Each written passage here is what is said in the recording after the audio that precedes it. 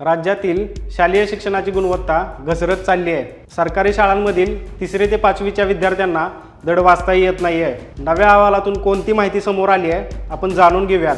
नमस्कार, मी सुमित भुजबळ, आपण पाहतात ABP माझा। ASER म्हणजेच annual status of education report. या रिपोर्टमधून दरवर्षी देशातील आणि राज्यातील शैक्षणिक प्रगती आणि प्रश्नांबाबत महत्त्वपूर्ण निरीक्षणे नोंदवली जातात। महाराष्ट्राच्या ग्रामीण भागातील 33,746 विद्यार्थ्यांचं या अहवालात सर्वेक्षण करण्यात आलं आहे। ASERच्या सर्वेक्षणातून राज्यातील शैक्षणिक क्षेत्राचे विदारक चित्र समोर आले आहे। राज्यातील सरकारी शाळांमधील 3री ते 5वीच्या 50% विद्यार्थ्यांना दुसरीचे पुस्तकही वाचता येत नसल्याचं समोर आले। 3री ते 5वीच्या 54% विद्यार्थ्यांना वजाबाकी देखील करता येत नाही आहे, तर 6वी ते 8वीच्या 30% मुलांना दुसरीचे पुस्तक वाचता येत नसल्याचं समोर आलं आहे।